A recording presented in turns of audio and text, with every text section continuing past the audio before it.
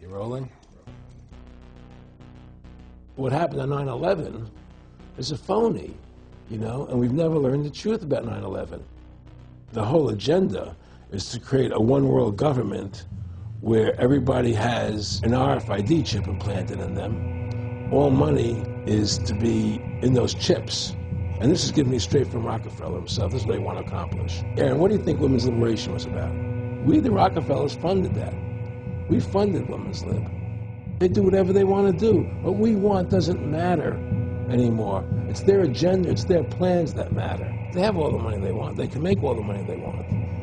They have a machine that can make all the money. It's not about money.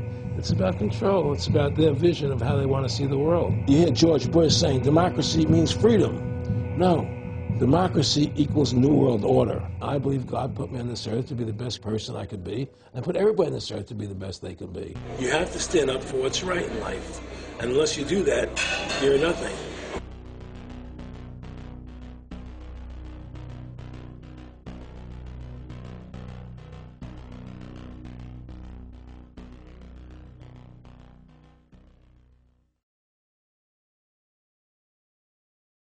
Award-winning filmmaker turned freedom fighter, Aaron Russo was an amazing individual. You know, he'd been battling cancer for more than 3.5 years when he began making America Freedom to Fascism, that he shot, directed, edited, pretty much on his own with just the help of a few people. An amazing individual. A long life of award-winning films, of hard work, and for standing up for the Bill of Rights and Constitution. You know, when we first went and shot this interview, I put it out on the web for free. But parts of it have never been seen. So here today, you're going to have a chance to see the in-depth interview, the final interview with Aaron Russo. But his important work lives on. You know, he made one of the definitive films exposing the elite that control this nation and the world, the private Federal Reserve. And the information he put out 2 years ago rings more true today than ever. And his film, America Freedom to Fascism, and Mad as Hell, and the other great works he did, just continue like ripples in a pond to light bushfires in the minds of men and women everywhere. So this film is dedicated to the one, the only, Aaron Russo. You rolling? I'm honored to be interviewed by Alex Jones, a truth seeker, fighting for justice in America. Alex charming me. It's getting me all smiling. Aaron, when did you start to think something was wrong in the world, or start to find out about the whole banking cartel and the Federal Reserve System, the New World Order? Well, that was a progression of events. I've always been a very independent person, always believed in individuality, and that we were put on this earth to be unique individuals to fulfill our God-given potential, and that the only way to fulfill your potential is to be free, to find out who you are, and to make your errors, to make mistakes. And as I grew up, I began to realize more and more the government was inhibiting me in things that I wanted to do. And what happened, I was very successful in the ladies' lingerie business. I worked for my dad. He had a small undergarment business, and I created the first ladies' bikini panties back in 1963, actually.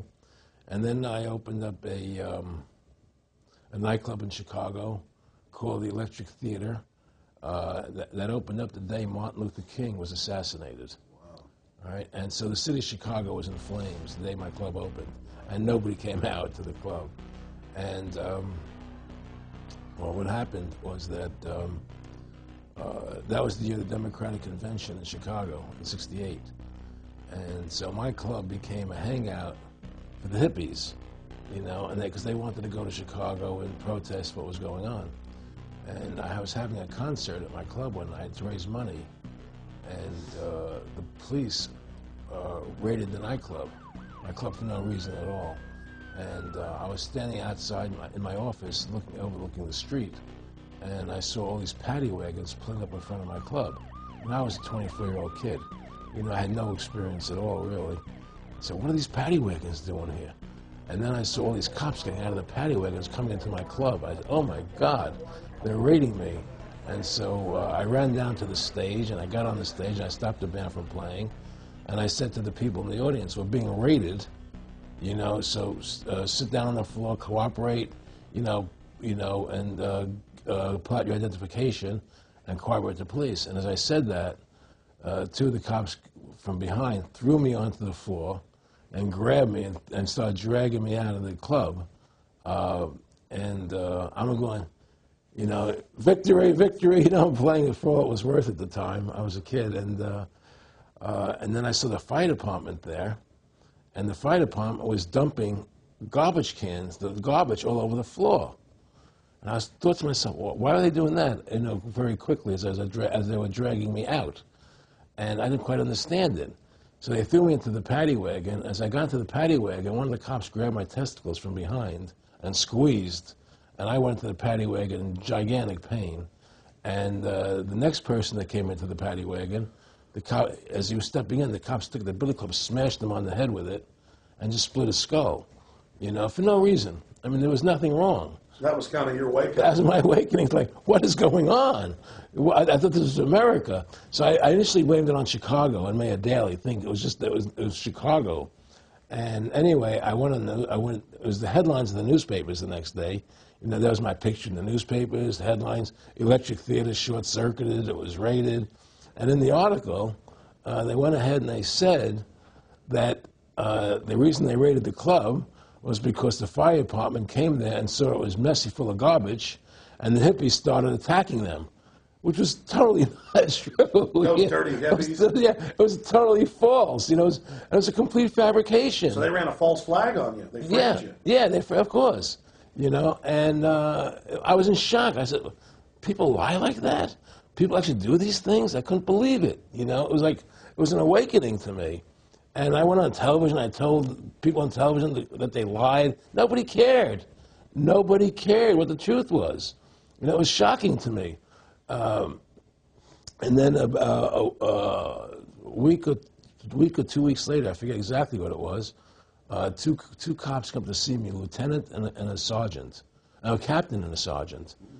And they said, Mr. Russo, we're sorry if you got hurt that night at the club in the raid, but we're here to tell you that if you want to keep the club open, it's going to take $2,000 a month, and we're going to come see you once a month, and whenever we have to raid you, we're going to call you, you know, and we'll let you know we're going to come in tonight and raid you. This was mafia. Well, the police mafia, you know. And actually, it was actually more interesting than that. They said, listen, there's the A plan, there's the B plan, and there's the super deluxe plan. And this one, of course, each one, of course, that much money a month. Which one do you want? What was the super deluxe? That's the one I took. That was a $2,000 a month plan. And I took that plan, and I paid them $2,000 a month, and they left me alone. And whenever they were going to raid the club, they would come there, we're going to have a phony raid tonight, you know, just to look good for the people in the neighborhood, you know. So that was your first big education? That was my education into corruption in government, you know. But I really thought that was basically Chicago. I didn't realize it was the whole country was like that. And so that was my wake-up call, that people lie and cheat and steal. And I thought everybody was always honest and nice and decent. And I had no idea about any of these things. Well, what happened with me was they finally one day they came to me and they said, look, we can't take your money anymore. I said, why, what's up? What's going on? I said, we have to close your club. There's elections coming, and the aldermen, the neighbor, don't want you open anymore. So we can't take your money. So I had to go to court and fight them, and they were trying to close the club. And then one night there was a fire, and the club never reopened again. The club just closed, and that was the end of the club. And they burned me down.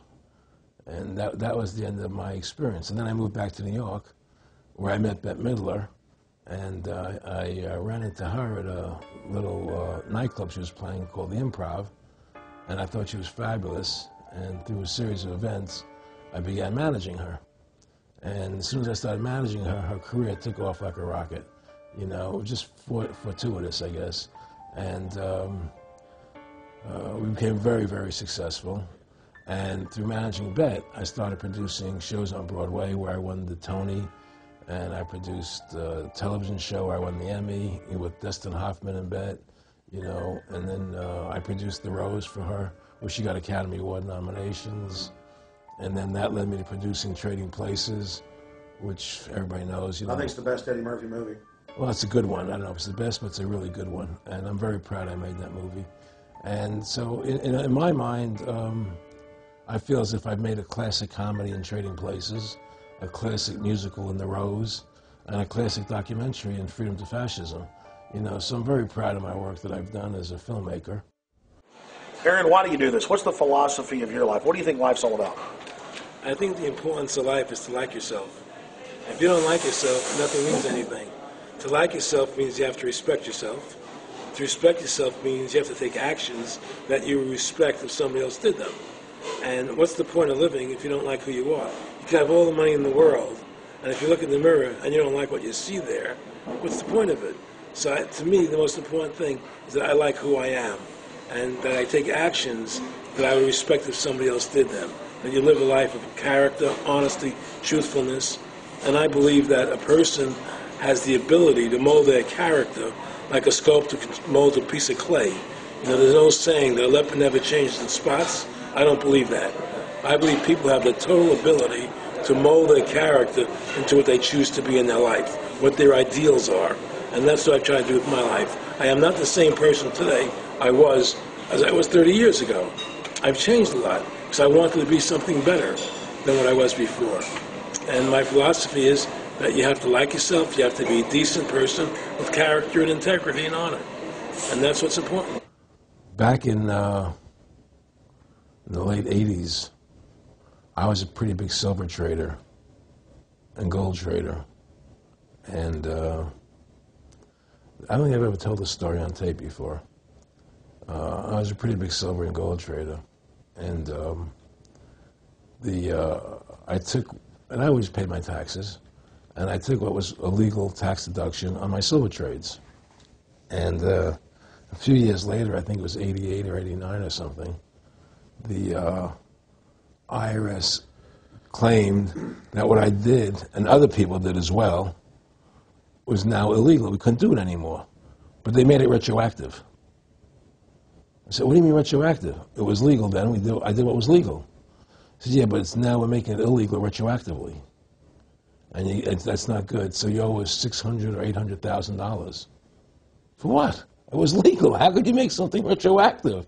Change the law backwards in time. It makes no sense. Well, we're doing it.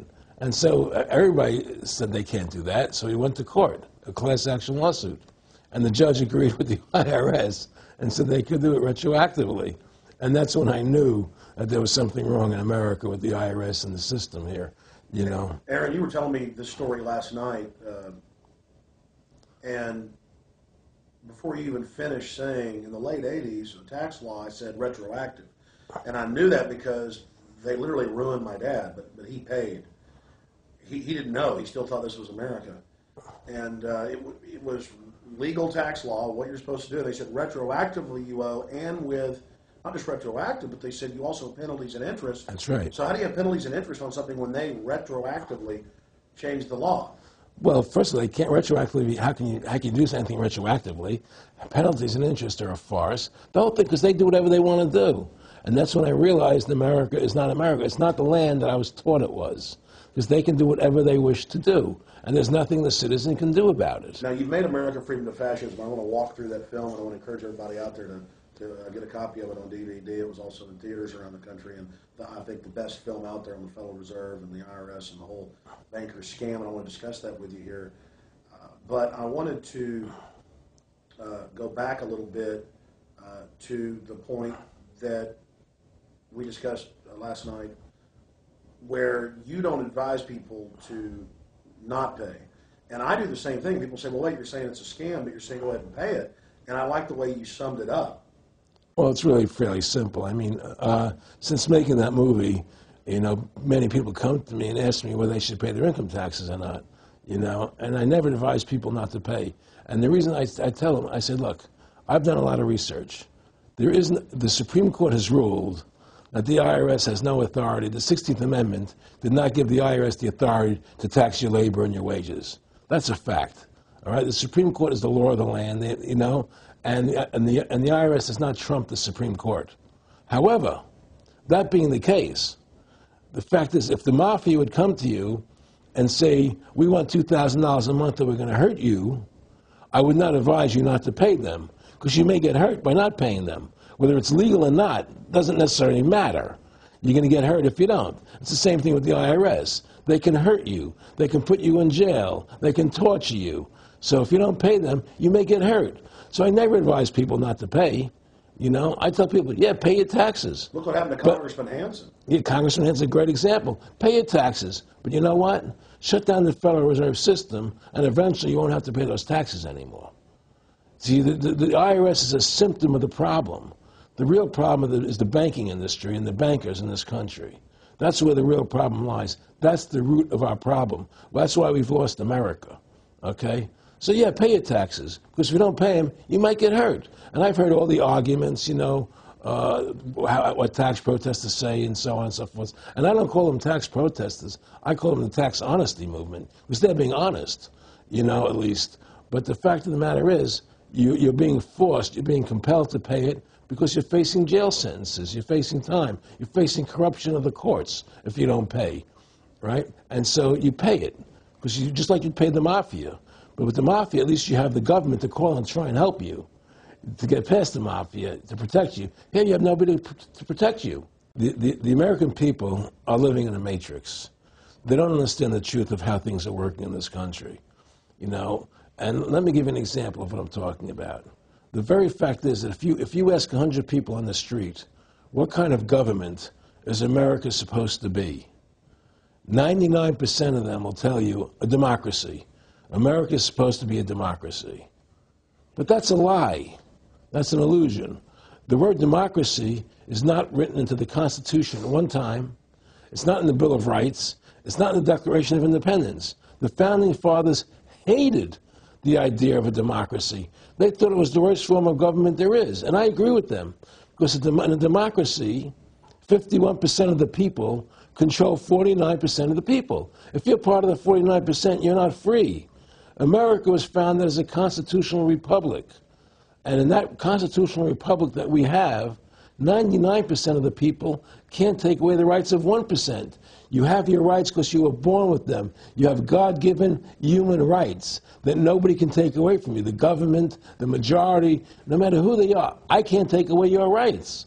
And that's what our founding fathers gave us. But the psychological operations that they do to us, they make us believe that we're a democracy and that majority rules, you see? And they want you to believe that. Because then they tell you this poll says this many want this and this many want that and this many want this, and it doesn't have anything to do with anything. Well, Hitler was elected. Hitler was elected. Hitler did everything legally. And in a constitutional republic, a minority is protected against a majority. Wasn't it Benjamin Franklin, to paraphrase, that said democracy is two wolves and a sheep voting on what's for dinner? Exactly. And then he also said, in a republic, the sheep would have a gun to protect himself. You know, and that's the truth. America's not a democracy, but you ask the most intelligent people what form of government America is supposed to be, they'll say democracy. Because that's what they've been brainwashed. They've been psyoped into believing that. They believe that we're in Iraq. They believe we're in Iraq to promote democracy. The word democracy, you hear George Bush saying democracy means freedom. No, democracy equals New World Order. Democracy equals slavery. The word democracy is not synonymous with freedom. It's the opposite of freedom. Democracy is the worst form of government you can have because it's majority rule. And the government can tell you exactly what they want to tell you to do because the majority wants it. I don't care what the majority wants. I live my life as I choose. And if I don't commit violence, theft, or fraud against another human being, I can live my life as I wish. That's my choice.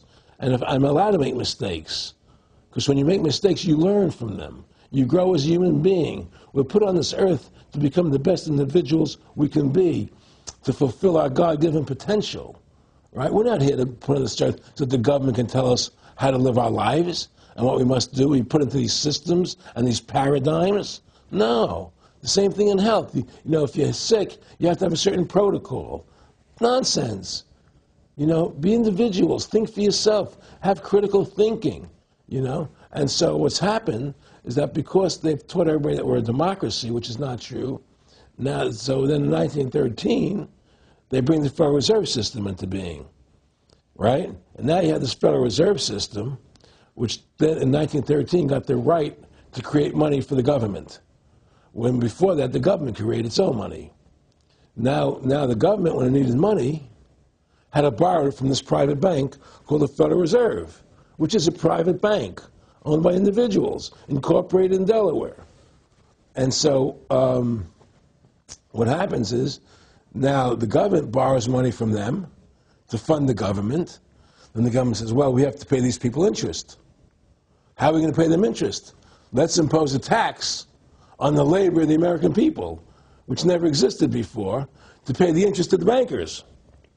In fact, in 1980, Ronald Reagan said not 1 red cent of your income tax money goes to run the country. It all goes to the Federal Reserve. Well, it was the Grace Commission report that said that not one nickel goes to the infrastructure of the country. You know. I guess Reagan quoted that. Too. Right. And so, but the point I'm trying to make is that by creating this Federal Reserve System, the government now became dependent on these private banks for money. And they started taxing us, you see. And so now what happens is that in 1935, I believe it was, Social Security started. And they gave you Social Security cards, said not to be used for identification, the Social Security number right on the card, right? And through Social Security, they started deducting money out of your paycheck. That was the first time they were ever could take money out of your paycheck, because people agreed to it because they thought it was going to their retirement fund. And so then when they instituted the income tax again, they started taking money out of your paycheck because Social Security could do it. And then they could do it again. You see what I'm saying? And so now they've even taken control of the tax payment itself. I mean, literally like you're a slave. They're taking it right there when you make it. Exactly. They don't even trust the public enough to send them a check. Yeah. Right. So they take it out automatically because they know people aren't going to want to pay it. So what's happened is that through the implementation of the Federal Reserve System, the government has become vested in these bankers, and they get their money from the bankers. And so then they impose a tax on us, which makes us more slaves, makes it more difficult for us to survive, right? Giving them more profits. And now what's happened is that through the Federal Reserve System, the bankers have pretty much taken control of our government. It doesn't matter Republican and Democrat anymore, because they're both the same. Neither one of them are talking about shutting down the Federal Reserve System or stopping the payment of taxes, you know, or any of the big issues that face Americans, right? So I had a friend, Nick Rockefeller, okay, who was one of the Rockefeller family, and he, when I was running for governor in Nevada, he came to me, introduced himself to me through an attorney, and we became friends. We started talking about things, and I learned an awful lot from Mr. Rockefeller. And one of the things that we used to talk about was the ultimate plan of the banking industry, what they wanted to accomplish. And the goals of the banking industry, not just the Federal Reserve System, but the private banks in Germany and England, all over Italy, all over the world, they all work together. They're all central banks, and they're all part of the Communist Manifesto. You know, central banking is one of the major planks of the Communist Manifesto. We talk about America being a capitalistic country, but yet at the same time we have a central bank that plans everything for us, right? And the graduated income tax is another plank of the Communist Manifesto, right? So right there you have two major planks of the Communist Manifesto that have been brought in because of the Federal Reserve System, okay? So the ultimate goal that these people have in mind is the goal to create a one-world government run by the banking industry, run by the bankers, and they're doing it in sections. The European currency, the euro, and the European Constitution is one part of it. Now they're trying to do it in America with the North American Union, right? And they want to create a new currency called the Amero, right? And the whole agenda is to create a one-world government where everybody has an RFID chip implanted in them. All money is to be in those chips, right? There'll be no more cash. And this is getting me straight from Rockefeller himself. This is what they want to accomplish. And all money will be in your chips. And so instead of having cash anytime you have money in your chip, they can take out whatever they want to take out whenever they want to. If they say you owe us this much money in taxes, they just deduct it out of your chip digitally. Total control. Total control. And if you're like me or you, and you're protesting what they're doing, they can just turn off your chip. And you have nothing. You can't buy food. You can't do anything. It's total control of the people. And that chip's connected to a database that has your purchasing records, what you do, what Everything. you sell. Everything is in there, you know? And so they want a one-world government controlled by them, everybody being chipped, all your money in those chips, and they control the chips, and they control people. And you become a slave. You become a serf to these people. That's their goal. That's their intentions. More than a decade ago, I began getting secret government documents, and we published them, where the feds were training the local police and the military that gun owners, conservatives, people that made frequent references to the U.S. Constitution were terrorists. That's a quote. But in 2009, it broke into the national media when we received the secret MIAC report from a state police officer, and that was in the state of Missouri, but the feds had written it, demonizing Ron Paul, people that wanted to end the Federal Reserve, people that wanted liberty and freedom. And now more secret reports have been released, like the Department of Homeland Security report, which the feds admit they wrote, that says returning veterans are the #1 terror threat in America, that gun owners are part of that #1 threat, that people buying ammo are the #1 threat. Think about this. You have these private bankers overthrowing the United States, and they're secretly training the police that gun owners and patriots and veterans are the #1 threat. So they're saying the American people that follow the Constitution and Bill of Rights that'll actually stand up against this tyranny are terrorists, because they are the terrorists. They are the criminals coming in with a corporate takeover, a hijacking of the nation. Eric, can you be specific about when you met Rockefeller, how it happened in these discussions? I met Rockefeller through a female attorney I knew who called me up one day and said, one of the Rockefellers would like to meet you. I had made a video called Mad as Hell, and he'd seen the video and wanted to meet me and knew I was running for governor of Nevada. So sure, I'd love to meet him. And I met him, and I liked him, and he was a very, very smart man.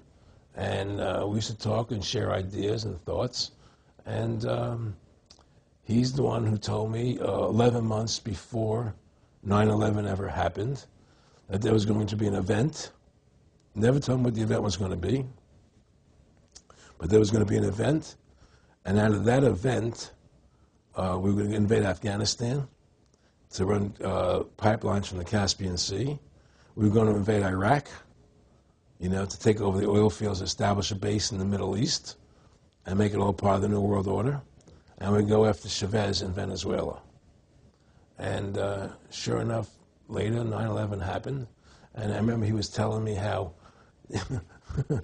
how you're going to see soldiers looking in caves for people in Afghanistan and Pakistan and all these places, and there's going to be this war on terror, which is no real enemy, and the whole thing is a giant hoax, you know, but it's a way for the government to take over the American people. He told you it was going to be a hoax. Oh, yeah.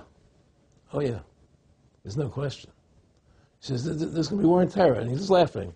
There's no, who are we fighting? I mean, why do you think 9/11 happened, and then nothing's happened since then? Do you think that our security is so great here that these people who pulled off 9/11, who were able to, can't knock down another plane? Come on, it's ridiculous. 9/11 was done by people in our own government and our own banking system to perpetuate the fear of the American people into subordinating themselves to anything the government wants them to do. That's what it's about, and to create this war, this endless war on terror. And that's why and that was the first lie. And the next lie was going into Iraq, you know, to get Saddam Hussein out with his weapons of mass destruction. That was the next lie. Now, specifically, this was a little over 6 years ago? This was 11 months before 9/11. Yeah. And Nick Rockefeller, who's a lawyer, he's become your friend over the previous years, and he's saying to you that there's going to be this big event, and then out of that we're going to have a war on terror, and it's just going to go on and on. Right. An endless war on terror without any real enemy.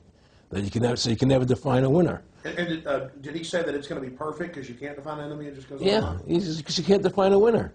There's no one to beat, so it goes on and on forever. and they can do whatever they want. They scare the hell out of the American public. Look, this whole war on terror is a fraud. It's a farce. It's very difficult to say it out loud because people are intimidated against saying it. Because if you say it, they want to make you into a nutcase. But the truth has to come out. That's why I'm doing this interview. The fact of the matter happens to be that the whole war on terror is a fraud. It's a farce. Yeah, there's a war going on in Iraq because we invaded Iraq. And people over there fighting, you know. But the war on terror, that's a joke, you know. And until we discover what really happened on 9/11 and who was responsible for 9/11, because that's where the war on terror emanates from. That's where it comes from. It was 9/11 that allowed this war on terror to begin. And until we get to the bottom root of 9/11, the truth of 9/11, we'll never know about the war on terror. Aaron, you said that he was, and I think it's important, and I know this about the Rockefellers from Dr. Dennis Cuddy and many others, who literally, you'll be 20 years old in a lunch line at college, and no, there's David Rockefeller. And here's your, I mean, they're experts at recruiting and getting what they call players, and that clearly he was, I mean, I want to make it specific and just get you to reiterate what you said last night about you got 30% of the vote, you were having an effect, you made mad as hell, they knew that you'd started the Constitution Party, they knew that you were somebody who was taking action and getting things done, you'd already made some big films, had a lot of other successes, so they were trying to recruit you, and didn't it come down to the point of, hey, we are here to recruit you, and don't worry, your chip's going to say, don't mess with us. You know, this guy's don't touch. Yeah, yes, that did happen. I was definitely being recruited, but it's more subtle than that. Well, in your words, just go through the process, and then what he said. Well, what it is remember, we were friends, and we used to go to my house a lot. We'd have dinner, we'd talk, and he'd tell me about business investments, how you get involved in, you know, or they would help me with this business investment or that business investment. And was I interested in joining the Council on Foreign Relations? You know, I would have to get a letter to join them, but was I interested in that? And, you know, just stuff, you know, leading you on. And I used to say to him that I never really did that because that wasn't where I was coming from. You know, as much as I like you, Nick, you know, your ways and my ways, we're on the opposite side of the fence. You know, I don't believe in enslaving people, you know, and he would come back with, oh, I do? Or? Well, it would be more like, you know... It's better for them. Well, it's more like, you know, how do I put it? It was like, what do you care about them? What do you care about those people? What difference does it make to you? Take care of your own life. Do the best you can for you and your family. What do the rest of the people mean to you? They don't mean anything to you. They're just serfs. They're just people. You know, it was just a lack of caring, you know, and that's just not who I was. It was just sort of like cold, you know. It was just like cold, you know. And I used to say to him, what's the point of all this? You have all the money in the world you need. You have all the power you need. What's the point? You know, what's the end goal? And he said the end goal is to get everybody chipped, to control the whole society. To have the bankers, the elite people, you know, the bankers and some governor controlling the world. And I said, do all the people in the Council on Foreign Relations believe this way you do? He said, no. You know, most of them believe they're doing the right thing. A lot of them believe it's better off being socialistic. You know, we have to convince people that socialism is really capitalism. Because America's becoming a socialist country. It's a communist country today. And here we are years later after Aaron Russo points out that this is not a capitalist or free market country, but is really socialist. In fact, here's the cover of Newsweek. We are all socialists now. But this isn't the socialism the public thinks it is, where the government robs from the rich to give to the poor. Actually, it's always the big banks, the elites throughout history that fund socialism. They want to use the middle class's money to basically domesticate the working class and expand the size of government so it can basically, in the end game, eradicate the middle class and have a giant submass of uneducated slaves who have no chance of ever rebelling against the tyranny, and a tiny elite in control of it all. And that is the very nature of this New World Order system. They are using big government to strangle competition, to take control of the people, to break up the family, to basically set up a global plantation or neo-feudalist state? Well, one of the things they told me was that he was at the house one night, and we were talking, and he started laughing. He said, "Aaron, what do you think women's liberation was about?" And I said, I had pretty conventional thinking about it at that point. I said, I think it's about women having the right to work, getting equal pay with men, just like they won the right to vote, you know? And he started to laugh. He said, "You're an idiot." And I said, "Why am I an idiot?" He said, let me tell you what that was about. We, the Rockefellers, funded that. We funded women's lib, you know? And we're the ones who got all over the newspapers and television, the Rockefeller Foundation. He says, "And you want to know why?" He says, "There were two primary reasons." And they were, one reason was we couldn't tax half the population before women's lib. And the second reason was, now we get the kids in school at an early age. We can indoctrinate the kids how to think. It breaks up the family. The kids start looking at the state as the family, as the school, as the officials, as their family, not as the parents teaching them. And so those are the two primary reasons for women's lib, which I thought up to that point was a noble thing. You know, when I saw their intentions behind it, where they were coming from when they created it, the thought of it, I saw the evil behind what I thought was a noble adventure. Aaron, did you know that Gloria Steinem, in one of her own books, now admits the CIA funded Miss Magazine? No, I had no idea about that. No, I never heard that. Yeah, we're going to... CIA funded Miss Magazine? Funded Miss Magazine with the stated goal of taxing women and breaking up the family. No kidding. I never heard that. Well, Nick told me. I mean, I know it, but not because I know the CIA was involved in it. Well, Gloria Steinem was proud of it. Oh, the CIA wanted to help women. No kidding. So they funded it, yeah. And of course, it's divide and conquer. Right, and of course. What they do is they focus in, obviously, on real problems. Women were getting shafted in many ways, but the elite wasn't planning to help them. They were planning to really shaft them and take men away from them. Look at what they did with black families. You only had about 10% illegitimacy 50 years ago in black communities, and now it's over 90%. And look at welfare. You were going to give you some money, but you can't have a man in the house. Right. And so that was further to degrade the family. Totally destroyed. And now illegitimacy is over 50% in the general population. Right. Well, see, the whole thing is these people control the money, so they make all the rules. You understand? And they put whatever rules they want into effect. And the truth is, America has really become a socialist, communistic country. And everybody says it's a capitalistic country. It's not a capitalistic country. You know, how could it be capitalistic when you have a central bank? That's the first. It can't be. You know, It's a planned economy. It's a planned economy. It's a phony. If they want to create prosperity, they just print dollars. They just make dollars or put digits into the economy, and now you have prosperity. You don't have real prosperity. You don't have real manufacturing. You just have money being injected in. It's an infusion of credit, which only makes the government go into more debt. Into more debt. The Federal Reserve is poison to our country. Of course it is.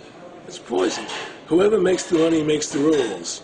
Rothschild said that, and they make the money. Why are we allowing these private bankers to make the money for our country? It makes no sense. Why are we paying interest to these banks to make money for us when the government can do it itself without paying interest and without all that debt? There's no answer to that question, and it's the question no politician will raise. Everybody talks about America's debt, how much debt we're in. We're in debt because we have to borrow money. But we don't have to borrow money. They designed it so we go into debt. Exactly. We can create the money and back it by gold so they can't create too much of it. So you don't have the inflation. And do what the founding fathers gave us. But instead, the bankers make the money, they control the government, they buy the politicians, they tell us who gets into office. You have computer voting, that's a fraud. They do whatever they want to do to us. They do whatever they want to do to us. And it has to stop. My friendship with Nick Rockefeller was one where we expressed ideas to each other and thoughts and philosophies, and he wanted me to become part of what they were doing, and for me to become a member of the CFR, and offered various business opportunities for me to get involved in, and for me to not take up the fight or the battle that I've been taking up in the past, you know, to drop that idea, because what was the point of my fighting for the people? I was a guy who was very successful in the movie business, and I saw the truth of what was happening. I try to express it to the people. And rather than having me express it to the people, they wanted me to join their side because I was a mover and a shaker. And rather than me opposing them, to join them. It was real simple. And he tried to recruit me into that situation. And I didn't go for it. Did he get angry when you didn't go for it? No, no. And, you know, it's like, you know, I remember one time he said to me, you join us, so you have an ID card there, and, you know, you have a chip, and your chip will say KMA on it. And I said, what does KMA mean? He said, it means kiss my ass. And anybody stops you, a cop or whatever, and you show them your card or your chip, and they'll know to leave you alone because you're one of us. One of the central pillars of tyranny is that the establishment is exempt from the laws that they pass for the rest of us. We saw it in Rome. We saw it with Hitler. We saw Richard Nixon saying, look, I'm the president. If I break the law, it's not illegal. We saw George Bush and Dick Cheney say that. We see Barack Obama continuing that, saying, I'm not going to give detainees real trials. I'm going to give them secret kangaroo military commissions trials, and we're going to hold them in secret camps, and I've got executive privilege. It's the same thing over and over again. And one example of hundreds that are out there was a story back in April of 2008 out of the Orange County Register.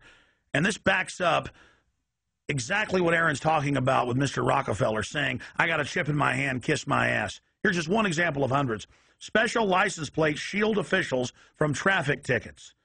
And it goes on to say that 996,000 plus vehicles in California are exempt from no insurance, reckless driving, speeding, running through toll booths, running red lights, on and on and on. And who is it? It's state employees. It's federal employees that can go and get exempt. It's police. It's government bureaucrats above the very laws they try to enforce on us. This is tyranny.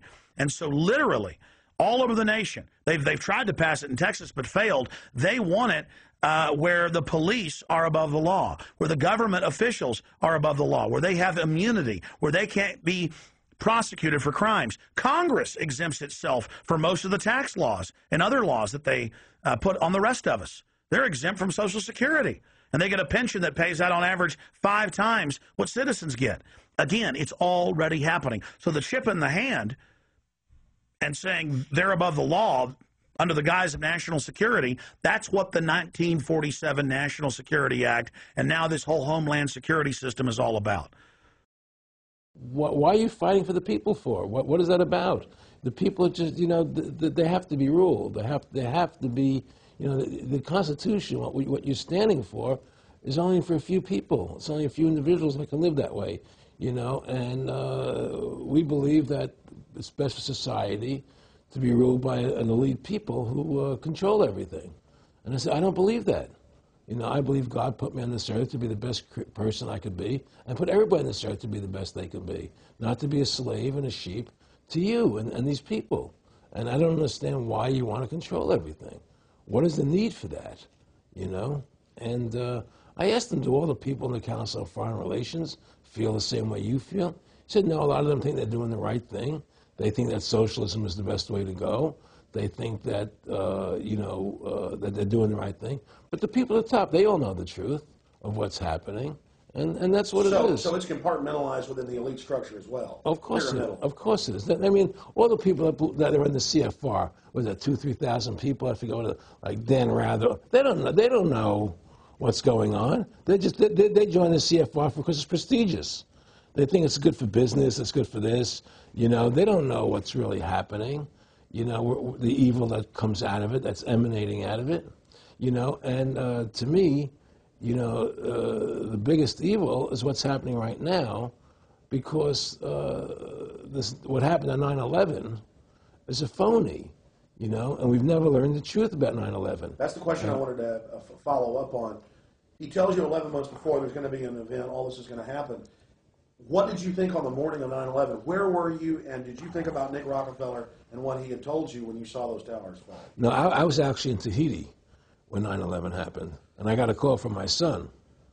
And my son said, the Twin Towers, they were just attacked, and they were falling down or something. So what are you talking? I was in Tahiti. I was asleep.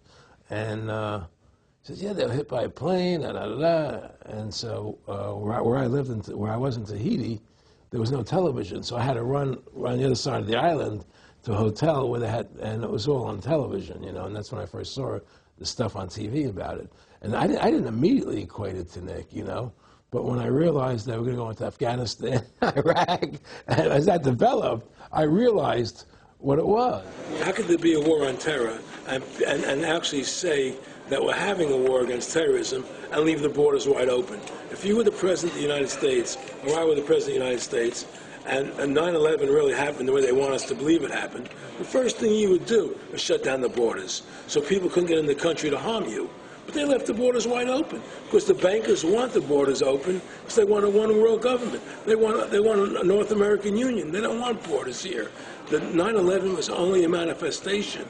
It was done to create a fear in the American public, right? So that we will obey what they want us to do. And take Richard Reed, the shoe bomber. Here's a guy who was 6'6", ugly as could be. I heard he smelled. Okay, he sits in coach on a plane, lighting matches to put his shoe on fire, surrounded by people. It's idiotic. If you were going to blow up a plane, you go into the bathroom, you close the door, and you put your shoe on fire. You're not going to sit there surrounded by people lighting matches on a no-smoking flight. They want you to believe this nonsense. It's ridiculous. 7/7's come out now, and the majority of the British people think it's an inside job, and all the evidence points towards it being an inside job. Yeah, I mean, what happened in England, London? Yes. All this is nonsense. It's just keep people in fear.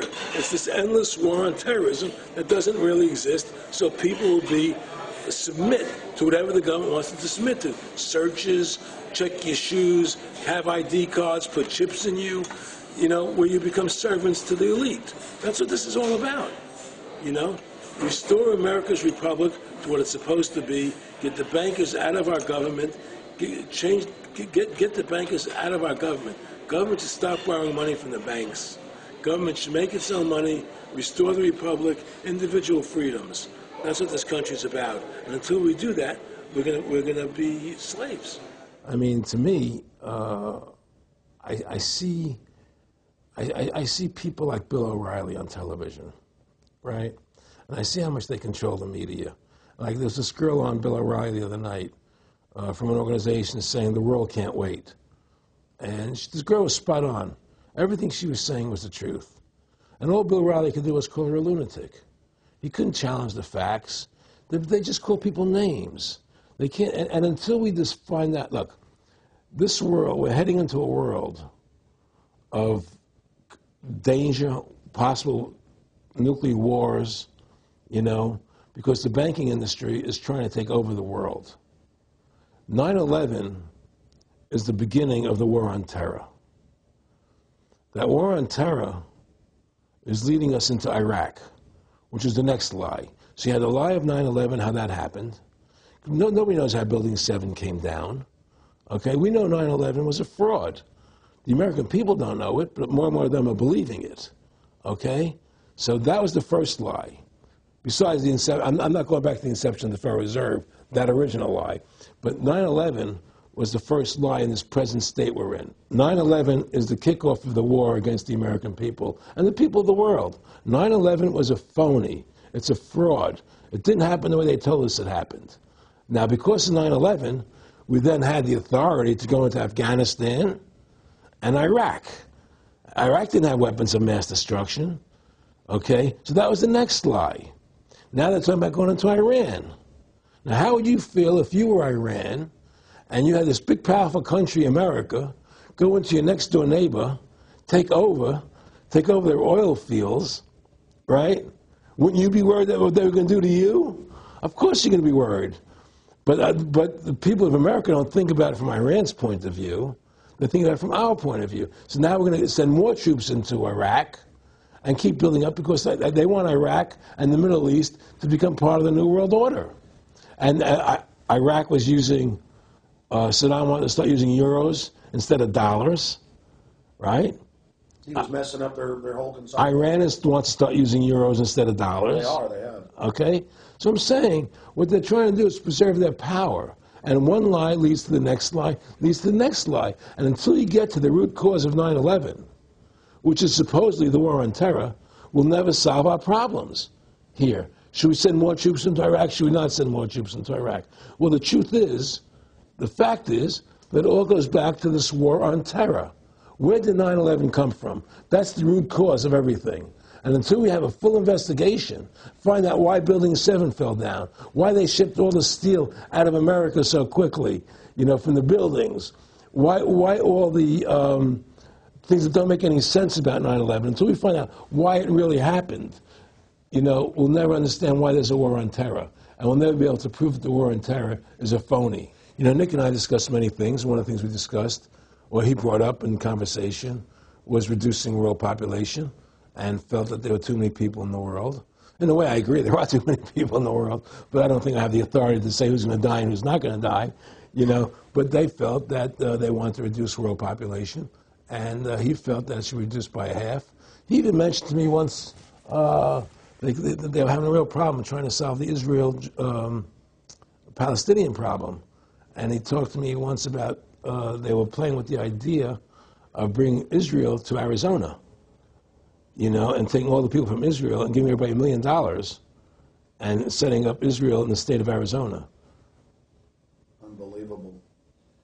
To end that problem, because that's a problem that they're not in charge of, in a sense. They're not controlling that problem. They're very arrogant. They can do whatever they want to do. We've given these people the authority to create money out of thin air, and through that device, they control everything. And if you want to win the battle to stop that, you have to deny them the ability to create money. It's only because they can make money that they have all this power. They literally have the money machines. They have the money machines. They can print it. They can do whatever they want to do. They own everything. Aaron, we take over pretty quick. If we were the guys that issued the money, everybody had to come give us real assets for the use of this money we just printed up. People. I tell people, why in the world does the American government borrow money from the banks when they have the ability to create it themselves without borrowing it and paying interest on it? Why? And nobody can answer that question. Not one politician ever raises that. Why does the American government borrow money when they can create it without paying interest? Well, we did create it up until 1913. And so people say, well, because if the American government does it, it'll create inflation. That's the answer. I say, well, let's look at it. The American government has the Federal Reserve do it, which creates the same inflation as if they did it. But also with the inflation, now you're getting massive debt. So with the Federal Reserve, you have inflation and debt. Now, if the American government made the money, backed by gold, which limited the amount they could make, you wouldn't have debt and you wouldn't have inflation. But inflation was only about 50% from the 1780s, I've looked it up, until the late 1800s. And then we have the central banks already trying to cause some panics, which they then used to push the Federal Reserve. And if we look at inflation since 1913 into 2007, it's exponential. In fact, $1 is worth about 2 pennies to what it was worth in 1913. Federal Reserve Chairman, former Federal Reserve Chairman Alan Greenspan, doubled the money supply from 2000 to 2006. And then Edward Bernanke, the new Fed chief, came in and said he's going to double it again in the next 2 years. And then he said, now I'm going to make the money supply numbers secret. And so now we don't even know. Right. But the evidence is they are just, in the curve of inflation, it gradually grows. And then suddenly at a point, it goes straight up. And it seems it's parabolic, yeah. Yeah, parabolic. But the thing is that the only thing I disagree with you on from early 1800 to 1913, there was no inflation other than during the Civil War. When Lincoln was well, I'm talking about how much $1 was worth. And I know it never changed. There was no inflation. In that whole 100 years, there was no inflation. People knew what the money was worth. They could retire. They knew what it would cost them to live their lives out. There was no problem. It was only since 1913 when the Fed came in that we created massive inflation and massive debt. So then what you said earlier, then there really wasn't inflation. There was no inflation. So you don't get inflation when the government issues the money, at least in the U.S. history. Well, not if it's backed by gold. Well, exactly. But I'm talking about, and I did look this up, and I believe that if you look after the country was set up, and some of the things that happened with Andrew Jackson and the rest of it, there were points where it spiked and there were manipulations. There were points, mostly during the Civil War. Yeah. And that's because Lincoln printed so much money. Exactly. That's right. But once that ended, but basically there was no inflation other than that during that short period of time. I mean, a loaf of bread was a loaf. Of course, the same thing. People could plan their lives. Today, they planned inflation. Now you have two parents working. They can't afford to pay for their family anymore. The kids are going to state-run schools now. The kids are being indoctrinated how to think. They're being given Ritalin. They're being given all these drugs. The whole country's being dumbed down. It's all because of the Federal Reserve System. And the Federal Reserve System and these bankers are responsible for the demise of America. And if we ever want to win this battle, you must shut down the Federal Reserve System.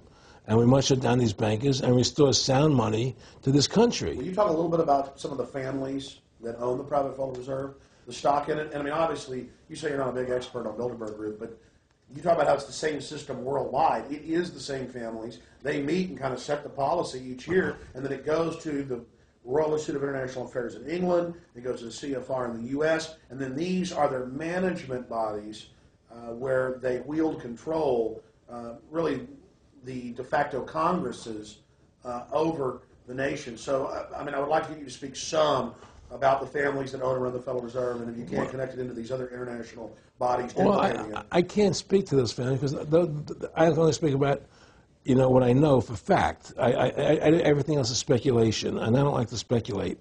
I know about Rockefeller because I was friends with him. We talked about it, and I can tell you firsthand. What did Rockefeller tell you about the Federal Reserve and their family owning part of it? Well, he said the New York Fed is the main controlling interest of the Federal Reserve System. They control the bulk of it. So the New York Fed is really the Federal Reserve System. Even though there's 12 different banks, it's run by the New York Fed. And the New York Fed is basically the Federal Reserve System. So who's ever running the New York Fed is where, and the families that control it, control the New York Fed. And they're the main engine behind the Federal Reserve System. And that's a wing of the Bank of England. Well, the Bank of England and the Federal Reserve are partners, and the Bank of England is a private bank, and so is the Bundesbank in Germany, and the bank of all the banks of the G8 countries are all private banks. They're private central banks. And look, what happened in Europe? Didn't Europe vote down the European Constitution? Yes. They're still doing it. Didn't they vote down the Euro? They're still doing it. They don't care what the people vote. They do whatever they want to do. What we want doesn't matter anymore. It's their agenda. It's their plans that matter. Is it that prima facie evidence of a tyranny? Well, there's no question we're in tyranny. There's no question we're living in a world where the American citizen is no longer a free individual human being to do the things that they wish to do. We're slaves, and it's getting worse. What do we got to do to bring these people down? In my opinion, you must shut down the Federal Reserve System. And I think that there has to be an uprising. There has to be an uprising. People have to stand up. I can't do it alone. You can't do it alone, Alex. And we need to get a majority of people, not a majority of people, but it was 5% won the war against the British, a highly motivated group. But I agree, people have got to get angry first.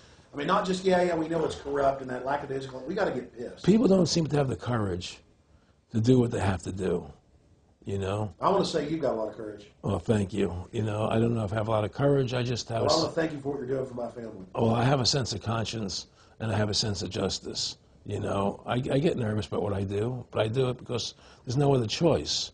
I couldn't live with myself if I didn't do it, But the fact of the matter is, I've ostracized myself pretty much from Hollywood. People are afraid to deal with me in Hollywood a lot because of what I do and the things I say. I don't go along with routines. A lot of people in Hollywood know the truth. They're not willing to stand up and speak about it. And I know many of them have seen my movie, and they know I'm right, and they won't talk about it because everybody's afraid. Everybody's afraid because they think that this money they get, these Federal Reserve notes, are really money, and they think they have a comfortable lifestyle, and they're afraid to change. They're afraid to stand up for what's right. And until people are willing to stand up and have the courage to do what they need to do, it's not going to change. And hopefully, what you're doing, what I'm doing, what other people like us are doing, can affect the change, that people will stand up and say, hey, I've had enough. The thing is, we have one advantage, that they need us to cooperate. See, if we don't cooperate with them, they can't win. And so they always need our cooperation to go along with their programs. So they try to sell us. Right. They try to sell us. Democracy, this majority says this, believe in this, do that. The war on terror, you know, we got to be scared. You know, they're always trying to do things to sell us that will go along with them. And once we learn not to cooperate with them, then we win the game. And that's the point. Don't cooperate with them. Don't go along with the program anymore. Stop it. Join forces. You and I should run for president and vice president and take over this country and bring freedom back to this country. You know, that's what it takes. Two people like you and I, statesmen, who believe in freedom, who believe in Thomas Jefferson and the Constitution and the founding fathers, to make this country whole again. Because right now it's in the grip of the evil ones, you know. And the only way to stop that is for good men to stand up. Was Edmund Burke said, evil can only thrive when good men do nothing? Yes. Right? No, well, we've got to do something. That's what it is, you know. Silence is golden, but when it comes to your freedom, it's yellow. You know, we have to stop being scared. We have to stand up and do what's necessary to take back, to stop these bankers, these elite, this government full of lies, congressmen full of liars, you know. People destroying our borders, you know, creating a government. I mean, imagine this. Here you are in America, and they're combining America, Canada, and Mexico into one country, the North American Union, and the American people don't know anything about it. It's not even in the press. They'd rather talk about Rosie O'Donnell and Donald Trump calling each other names than discussing the fact that we're merging into one country. The press doesn't even report it. Or that Paris Hilton doesn't wear underwear. Yeah, Britney Spears. But I mean, who cares? I mean, the fact of the matter happens to be that tells you how controlled the media is. Here you are combining America, Canada, and Mexico into one country, and you don't see it in the press. Unless maybe it's Lou Dobbs. But you don't see it in the press. You just don't see it. It should be the top story everywhere. Everywhere, and not a word about it, really. Why? That tells you there's the evidence that it's controlled.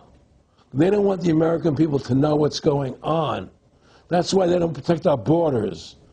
That's why we're losing our Constitution, the very document that secures our freedoms. There is a rising tide against it.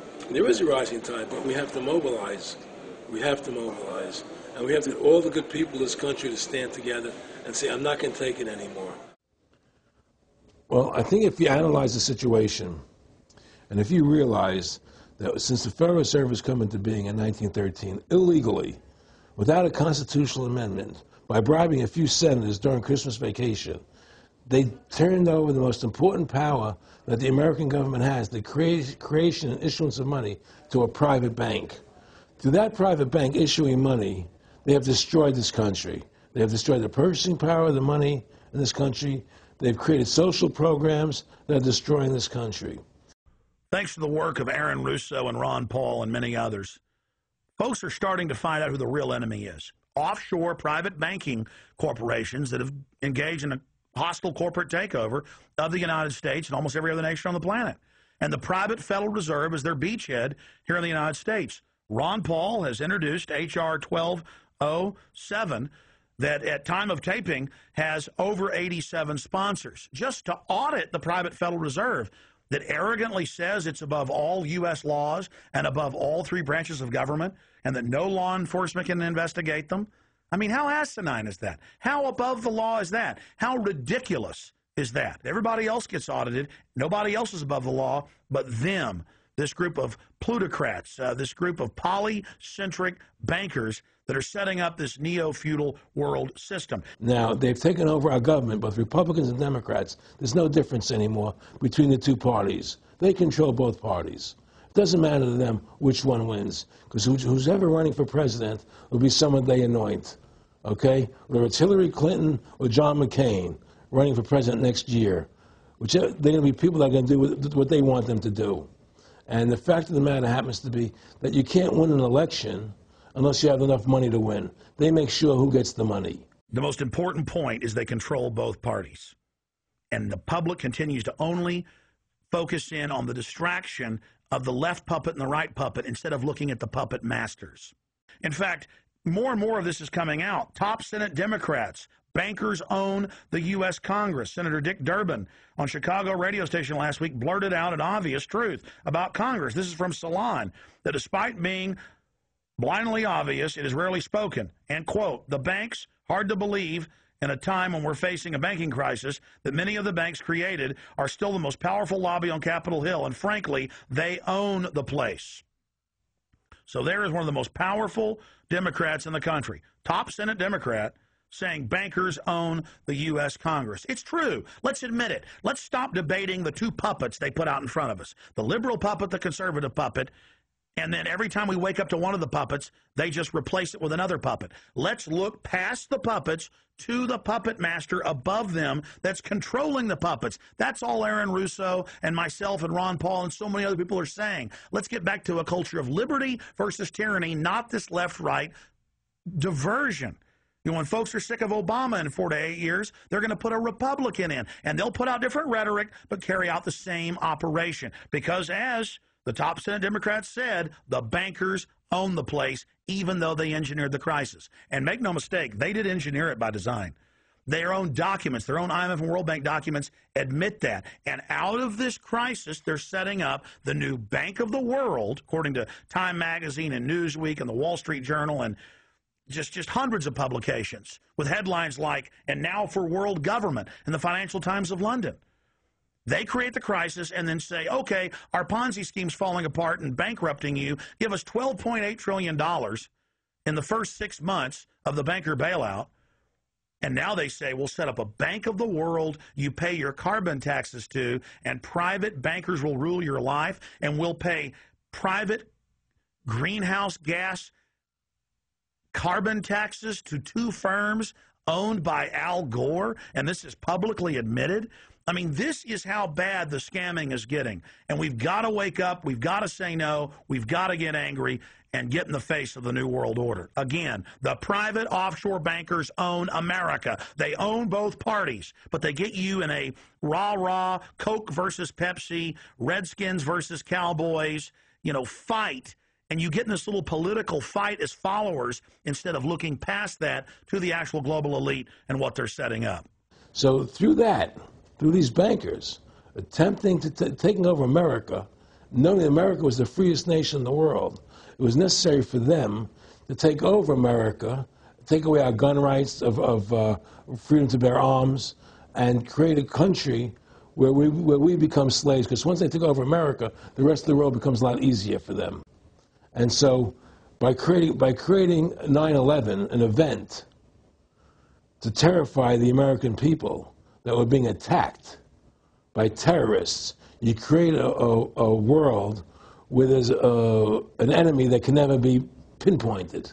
You can never win the battle. It's a 100-year war. It's a never-ending war on terrorism, right? So you're always fighting this war. And through the war on terrorism, which is the 9/11, which is the first lie, then you create the war on terrorism, which is the next lie. Then you create the war in Iraq for weapons of mass destruction, which is the next lie. And it's one lie to the next lie to the next lie. Now it's going to be Iran, the next lie, sending more troops and a surge into Iraq. Think about what Aaron Russo is saying here.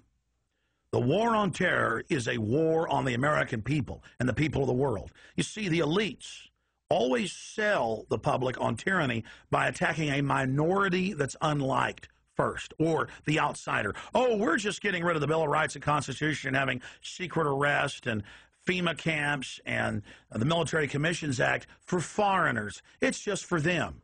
And now the federal government has been caught saying that gun owners, conservatives, people buying ammunition, they've been caught saying that returning veterans are the #1 threat to Homeland Security. And in a way, that's true. People that know about the Bill of Rights and Constitution and know that our country is being taken over and hijacked by foreign banks, I guess they are the threat to the criminals that have done this. That's all the New World Order is a private corporate takeover of the nation states, of the governments of the world. And then these private corporations bring in a tyrannical form of neo-feudalism that they call corporatism or fascism. Mussolini said that fascism should properly be called corporatism. And that's what it is. And they create the socialism to get control of the wealth and to control society, and then they pipe the profits to themselves. So they socialize the general public to get control of us, but it's private above us. It's basically just slavery. Now, think about what Aaron Russo was saying here, and it's absolutely true. This is a war on the American people. They build Homeland Security, they build the police state in the name of fighting foreign enemies, and then they flip it all around to use it against the American people, and the MIAC reports and the DHS reports and the rest of it. This whole thing was set up for the people, and Aaron Russo nailed it. It's just one thing leading to the other, and it's always with the event. It's always in the point of taking over more countries, more dominance. You know, making sure the American dollar, making sure the G8 stays in control of everything. And what they want to do is to control the American people, control the people of the world, put RFID chips in everybody, so everybody's a slave to these central banks. Did you ever talk to Nick Rockefeller after he told you all this and then 9/11 took place? No. No. No. But he did. I told you. He told me that you're going to see men running around caves looking for Osama bin Laden. You know, you're going to see men looking for, you know, these guys, and they're going to be, you know. He told you it was all going to be bull. It's a phony. The whole thing is a fake. It's a fraud. Was he laughing, or was he just coldly saying this? No, it's more laughing, cynical, laughing. You know, it's more like how stupid everybody is. How stupid everybody. We can do whatever we want to do. Well, it is ridiculous. It's like with al-Zakari. They claim they killed him like 14 times. And then they never said, well, we didn't kill him last time, but we killed him this time. They never even, now they're like practicing being ridiculous. Well, what about bin Laden being in the American hospital, getting kidney help? Yeah. Right? In the American hospital, right? They could, if they wanted Osama bin Laden, they could have gotten him. Oh, yeah. He was right in the American, after the coal. Well, every time our troops really would keep catching Taliban leaders, they would be ordered by the generals to let them go. That's come out in the newspapers, but only here or there. And they kept going, and then Pat Tillman was complaining about it, and then he got shot. I've talked to his brother. Oh, you did? And then he got shot, and there was a big hero charging Al-Qaeda. No Al-Qaeda, somebody shot him in the back. Look, we're dealing with complete evil. We're dealing with complete evil. And until the American people wake up and say, we don't want this evil in our country anymore, and we want to come back to a country of decency and goodness and integrity and honor, you know, we're going down that road. And that's what it's going to take. It's going to have people to stand up and say, we don't want to live in this kind of a world anymore. You know, I believe we should pull all our troops out of Iraq. I believe we should leave other countries alone. Let other countries live their lives the way they choose to. You know, stop trying to spread democracy around the world, which is the worst form of government there is anyway. Restore our republic to what it's supposed to be. And go back to what the founding fathers gave us, and try and restore that, restore the republic. Like the point of everything is that we have to mobilize. Each one of us. You and I can't do everything, Alex. You and I may be leaders. We may be out there, and people listen to us, what we have to say, and follow us.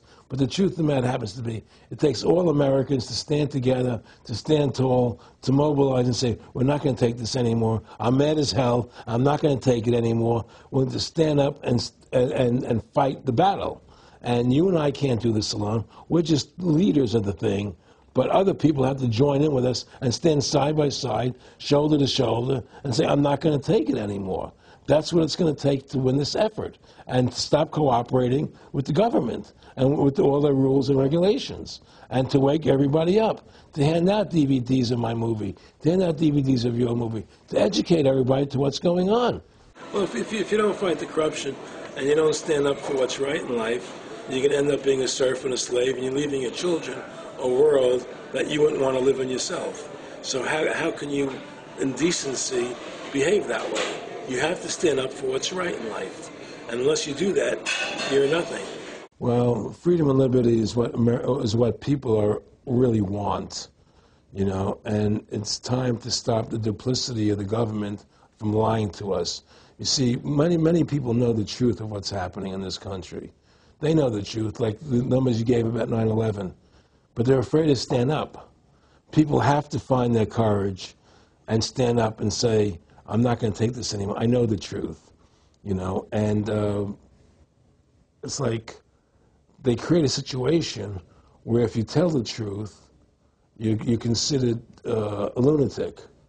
You know, in other words, if someone goes on a TV show and says 9/11's an inside job, oh, you're an idiot, you're crazy. They call you names. You can't be afraid of that. Well, it doesn't work anymore. I mean, they have no facts. Just calling you crazy doesn't make you crazy. Well, we know that. They also go get kooks who are kooks to put them on and then say they represent us. That's right, exactly. Another tactic. Exactly. And Bill O'Reilly's great at that. Sean Hannity is great at that. They just put people on who they can dominate, you know. But why do you think guys like that, they're not stupid? I mean, I've talked to people that know, they know the truth. Why do you think they decide to join the evil? That has to be in their hearts. I mean, I had the opportunity to do that, and then in my heart I couldn't do it. So it has. But, I mean, how could you or I consciously be involved in something like putting AIDS virus in black Africans' vaccines? I mean, what the hell? I mean, it's like, we're not good guys either. I mean, I don't think I'm like some special, perfect person. What the hell's wrong with this elite? I mean, what are they running around doing evil? I mean, they just run around continually doing evil. I think a lot of them think they're doing the right thing. I think a lot of them think they're doing the right thing. Not the top elite, but people within the system, you know. But I think that it's all about, as Nick said to me, it's about control and power. They have all the money they want. They can make all the money they want. They have a machine that can make all the money. It's not about money. It's about control. It's about their vision of how they want to see the world in their eyes. And, you know, you and I believe in individuality, in the person being the dominant thing, the individual being the dominant person. Today we live in a world where institutions are dominant, not people. You know, the American, you know, we the people, by the people, for the people. Now it's we the institutions, by the institutions, for the institutions. People are secondary. It's all about corporations and institutions.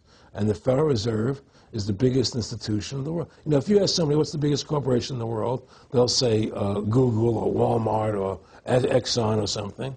But the biggest corporation in the world is the Federal Reserve System, right? And all the other corporations feed off the nipple of the Federal Reserve System. Well, it's like the Monopoly game. The bank always wins. It has unlimited money. It's not the people playing on the board. Exactly. The bank owns the board, the box, the shelf it's sitting on. So that's because you gave them the ability to make the money. You have to take that away from them. We need to take the bank away from the private bankers. Exactly. You have to take the creation of money away from the private bankers, and you'll solve 95% of your problems. Well, let me look at America. 10% growth rates every year like China's having right now. The U.S. had 10% growth rates until the Federal Reserve took over. And then if you look at that, it all starts really going downhill from there. Well, they destroyed the American worker. What they've done, here's what's happened. The Federal Reserve has created this massive inflation in America, which means that the American worker has to keep making more money to keep up with the cost of living. The more money they make to keep with the cost of living, the less competitive they become in the world economy. So now what happens is we have to pay our workers so much to keep up with the cost of living, say, well, screw the American worker, let's go overseas now and get the cheap labor. But really, that's a war being waged against the middle class. Of course the it is. bankers print the money. Really, this is a war being waged against the middle class. The bankers print the money. Everything they're doing is about destroying any private pools of wealth or independence. Yeah, but what I'm trying to say is, because of the inflation that they've created, they've now allowed other countries to outcompete us. You see, because other countries don't have to pay as much money as we have to pay here to our workers to survive. Yes.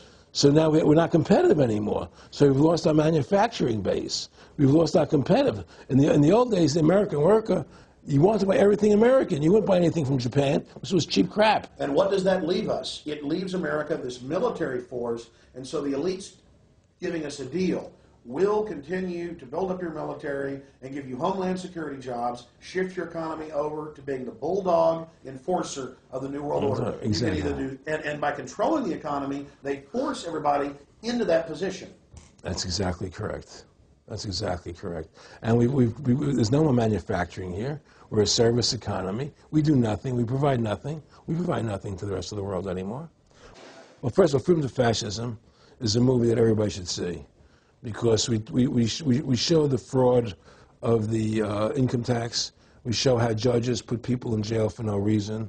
We show the corruption of the justice system, and we show how the Federal Reserve came into being and how it's controlling society, and how all the central banks of the world are working together through the Bank of International Settlements in Switzerland, which is the central bank for all the central banks, and how they all work together to create this one world government, the one world order, which is what they're trying to do.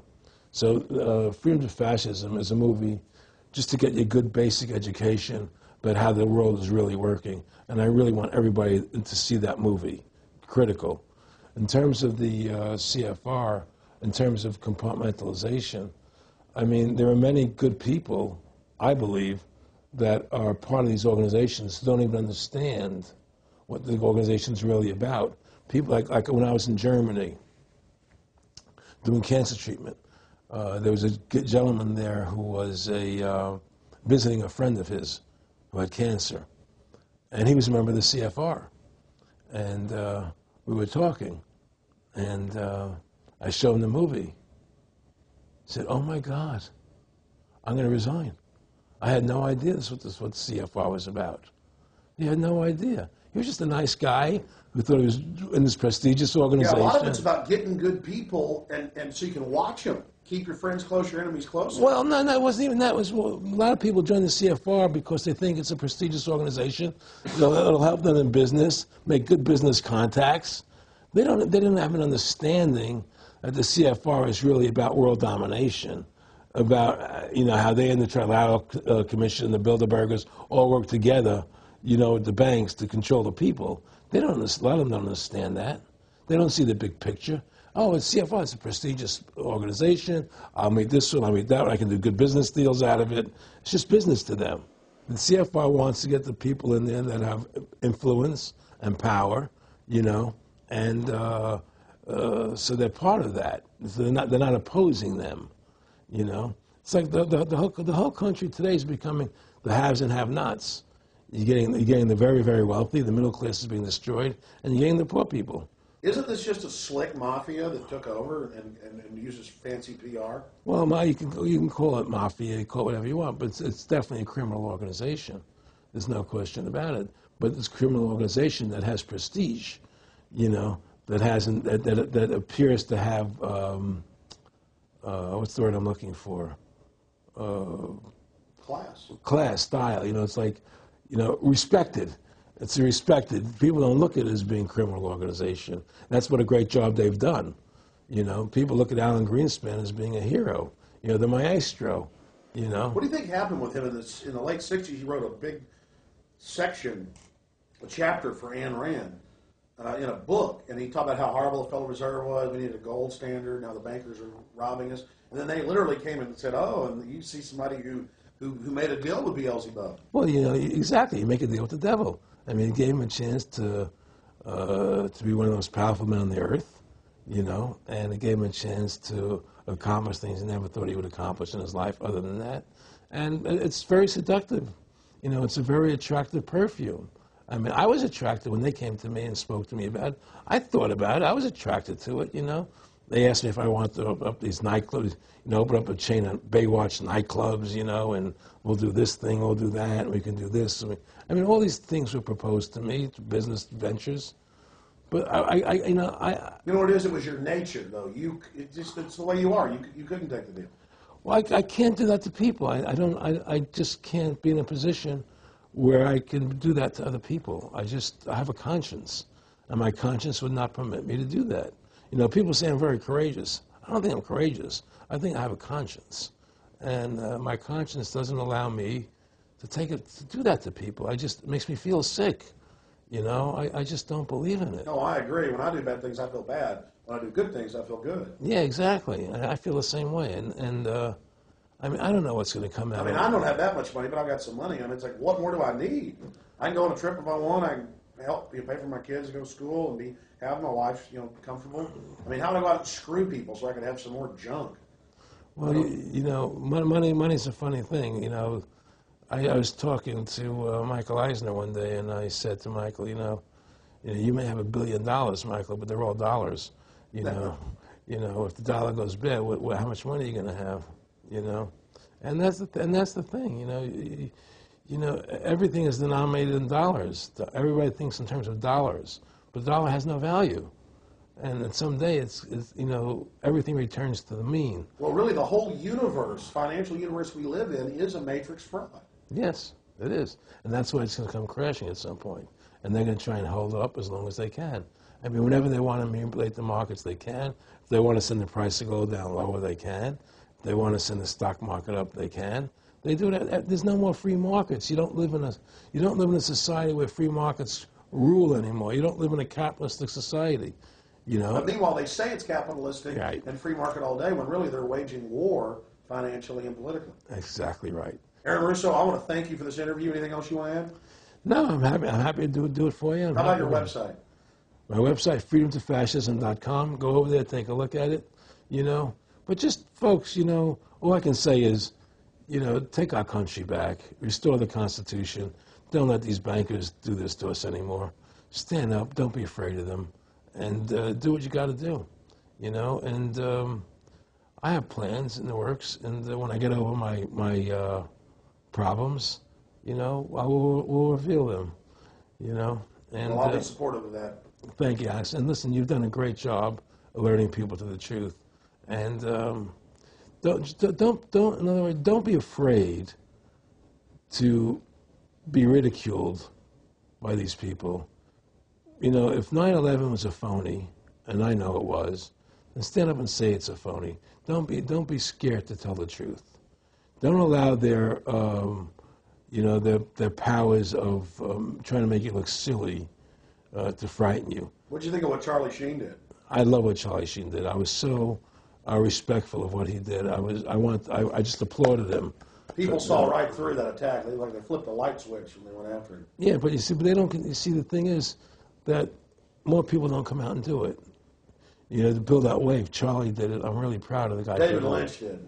But the media was smart and didn't bite this time. Right. I mean, a few people have, but they're not picking up on it because they control the media. James Brolin did on The View.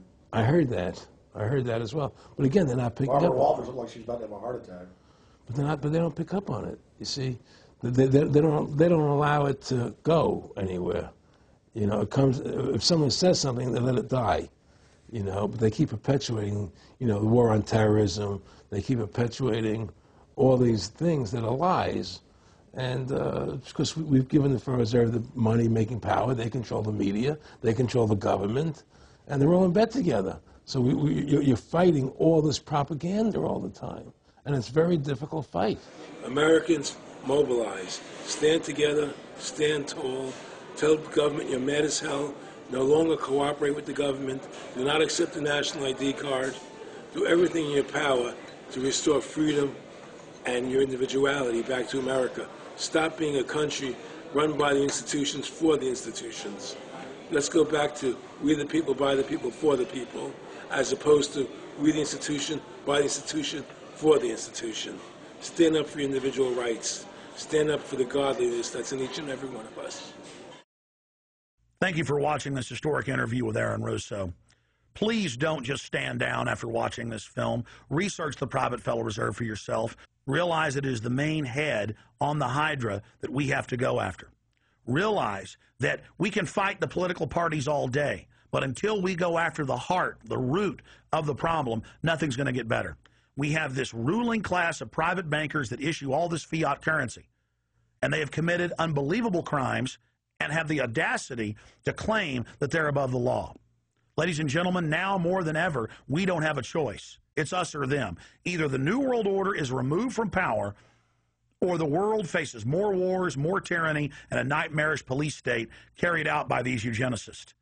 So in the memory of Aaron Russo and every other freedom lover out there in history, and for the future of our children and the species, humanity itself, let's call for grand jury investigations of the private Federal Reserve. Let's arrest the bankers. Let's kick these foreign corporate criminals out of our country and get our constitutional republic back. Let's stop being distracted and diverted by the liberal and conservative puppets they stick up in our faces on television. Let's look past the front men to the actual architects of the New World Order and bring them to justice. There's no way these arrogant bastards can get away with this if we expose them and speak out against them. And more, it's coming out even in the mainstream media that they are a pack of criminals who are above the law and who have hijacked our nation. But they're only above the law in our minds. We have to expose them as the criminals they are and bring them to justice. Look in the mirror. You are the solution. Take action and join the ranks of folks like Aaron Russo, Ron Paul, and so many others. God bless you all, and thank you for watching this presentation. Now spread the word about the true enemy of the people in the Fed, in the New World Order, in the hegemony of private central bankers.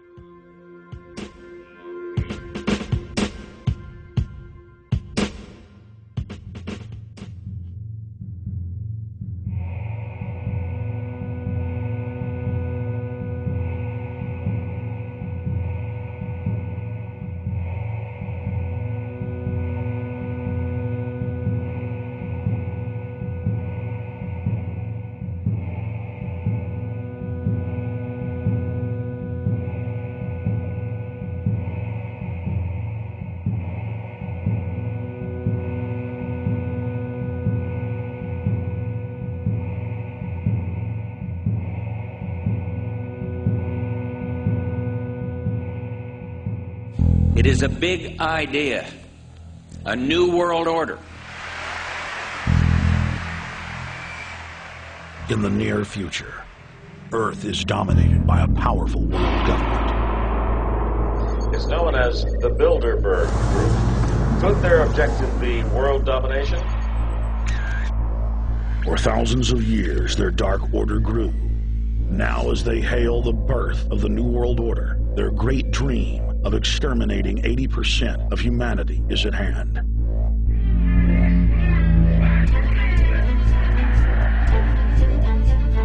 For the first time in history, the elite's plan for world government is blown wide open. You will learn the secret that drives the entire New World Order agenda. Bilderberg is making great progress toward a world government. Only an educated, informed public can stop them in their tracks. For the first time, all the pieces have been put together. The dots have been connected, and the picture is crystal clear. Earth's ruling elite believe they have discovered the fountain of youth. But before they can attain it, 80% of us must die. A psychopathic technocracy is establishing world government so there can be no escape from their plan.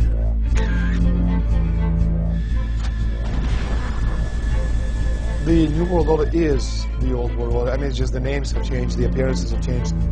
Most people have no idea. They're not after money. They have all the money they need. They're after power. That's their aphrodisiac. I was pulled out of a plane in Munich and they interrogated me for 4 hours. Some shots were fired. Need you to move off the problem. Their great dream of exterminating 80% of humanity is at hand. Endgame. Blueprint for global enslavement. You have been warned.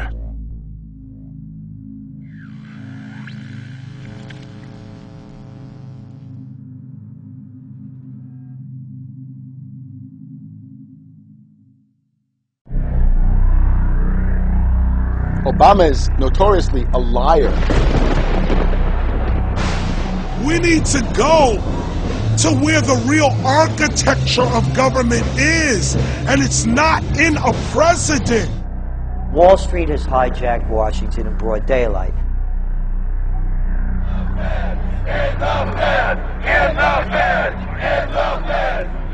Well, Obama's already fudging.